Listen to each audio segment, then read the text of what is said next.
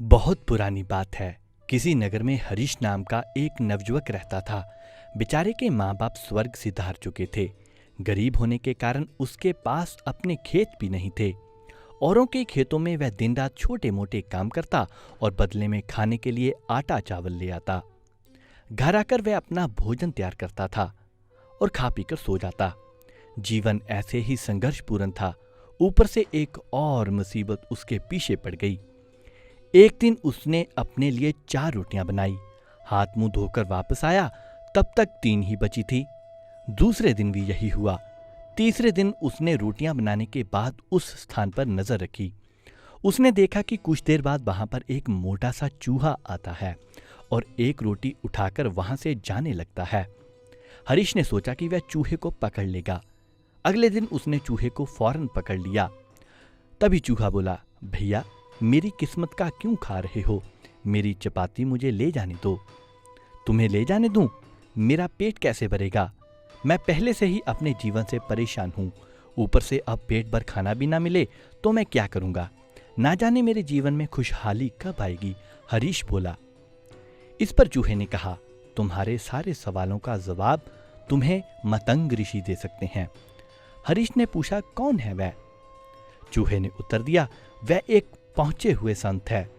उत्तर दिशा में कई पर्वतों और नदियों को पार करने के बाद ही उनका आश्रम आता है, तभी वहां तक पहुंचा जा सकता है। तुम उन्हीं के पास जाओ, वही तुम्हारा उद्धार करेंगे।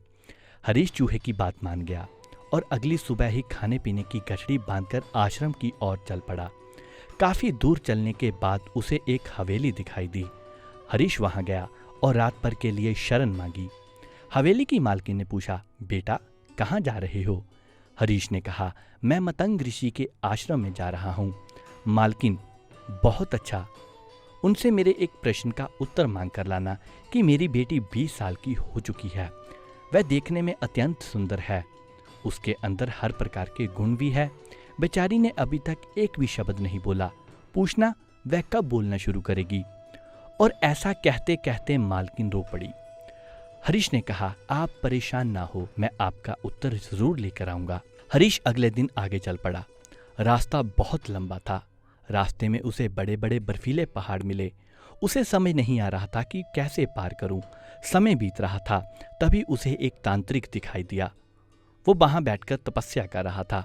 हरीश तांत्रिक के पास गया और उससे बोला कि मुझे मतंग ऋषि के दर्शन को जाना है, कैसे जाऊं? रास्ता तो बहुत ही परेशानी वाला लगता है। तांत्रिक ने कहा, मैं तुम्हारा सफर आसान बना दूंगा, पर तुम्हें मेरे एक प्रश्न का उत्तर लाना होगा। हरीश ने कहा, किंतु जब आप मुझे वहां पहुंचा सकते हो तो स्वयं ही क्यों नहीं चले जाते? तांत्रिक ने कहा, क्योंकि मैंने इस स्थान को छोड़ा तो मेरी तपस्या भंग हो जाएगी। हरीश ने कहा, ठीक है, आप अपना प्रश्न बताएं। तांत्रिक ने कहा, पूछना मेरी तपस्या कब सफल होगी, मुझे ज्ञान कब मिलेगा? हरीश ने कहा, ठीक है, मैं इस प्रश्न का उत्तर जरूर लाऊंगा। इसके बाद तांत्रिक ने अपनी तांत्रिक विद्या से लड़के को पहाड़ पार करवा दिया। अब आश्रम तक पहुंचने के लिए सिर्फ एक नदी ही पार करनी थी। हरीश इतनी विशाल नदी देखकर घबरा गया। तभी उसी नदी के किनारे एक बड़ा सा कछुआ दिखाई दिया। लड़के ने कछुए से मदद मांगी। आप मुझे अपनी पीठ पर बैठाकर नदी पार करा दीजिए। कछुए ने कहा, ठीक है। जब दोनों नदी पार कर रहे थे तो कछुए ने पूछा, कहाँ जा रहे हो? हरीश ने उत्तर दिया, मैं मतंग ऋषि से मिलने जा रहा हूँ।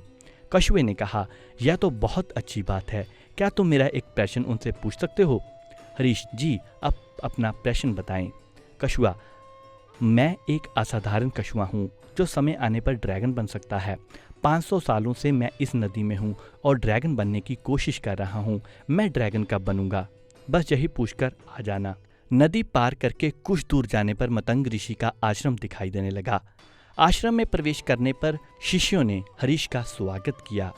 संध्या समय ऋषि ने हरीश को दर्शन दिए और बोले, पुत्र, मैं तुम्हारे किन्हीं भी 3 प्रश्नों का उत्तर दे सकता हूँ, पूछो अपने प्रश्न। हरीश असमंजस में फंस गया कि वह अपना प्रश्न पूछे या उसकी मदद करने वाली मालकिन, तांत्रिक या फिर कछुए का। वह अपना प्रश्न पूछना चाहता था, पर उसने सोचा कि उसे मुसीबत में मदद करने वाले लोगों का उपहार नहीं भूलना चाहिए। उसे यह नहीं भूलना चाहिए कि उसने उन लोगों से उनके प्रश्नों के उत्तर लाने का वादा किया है। उसी पल उसने निश्चय किया कि वह खूब मेहनत करेगा और अपनी जिंदगी बदल देगा। लेकिन इस समय उन 3 लोगों की जिंदगी में बदलाव लाना जरूरी था। और यही सोचते सोचते उसने ऋषि से पूछा, हवेली के मालिक की बेटी कब बोलेगी? ऋषि, जैसे ही उसका विवाह होगा वह बोलना शुरू कर देगी। हरीश ने कहा, तांत्रिक को मोक्ष कब प्राप्त होगा? ऋषि ने कहा, जब वह अपनी तांत्रिक विद्या का मोह छोड़ उसे किसी और को दे देगा तब उसे ज्ञान की प्राप्ति हो जाएगी। हरीश ने कहा कि वह कछुआ ड्रैगन कब बनेगा? ऋषि ने कहा, जिस दिन उसने अपना कवच उतार दिया वह ड्रैगन बन जाएगा। अब यहाँ से असली कहानी शुरू होती है दोस्तों। हरीश ऋषि से उत्तर जानकर बहुत प्रसन्न हुआ। अगली सुबह वह ऋषि का चरण स्पर्श कर रहा था और वहां से जल्द ही प्रस्थान कर गया। वापस रास्ते में कछुआ मिला। उसने हरीश को नदी पार करा दी और अपने प्रश्न के बारे में पूछा। तब हरीश ने कछुए से कहा कि भैया, अगर तुम अपना कवच उतार दो तो तुम ड्रैगन बन जाओगे। कछुए ने जैसे ही कवच उतारा उसमें से ढेरों से मोती झड़ने लगे। कछुए ने वह सारे मोती हरीश को दे दिए और कुछ ही पलों में ड्रैगन में बदल गया। उसकी खुशी का ठिकाना नहीं रहा। उसने फौरन हरीश को अपने ऊपर बैठाया और बर्फीली पहाड़ियां पार करा दी। थोड़ा आगे जाने पर उसे तांत्रिक मिला। हरीश ने उसे ऋषि की बात बता दी कि जब आप अपनी तांत्रिक विद्या किसी और को दे देंगे तो आपको ज्ञान की प्राप्ति हो जाएगी। तांत्रिक बोला, अब मैं कहाँ किसे ढूंढने जाऊंगा? ऐसा करो, तुम ही मेरी विद्या ले लो। और ऐसा करते हुए तांत्रिक ने अपनी सारी विद्या हरीश को दे दी और अगले ही क्षण उसे ज्ञान प्राप्ति की अनुभूति हो गई।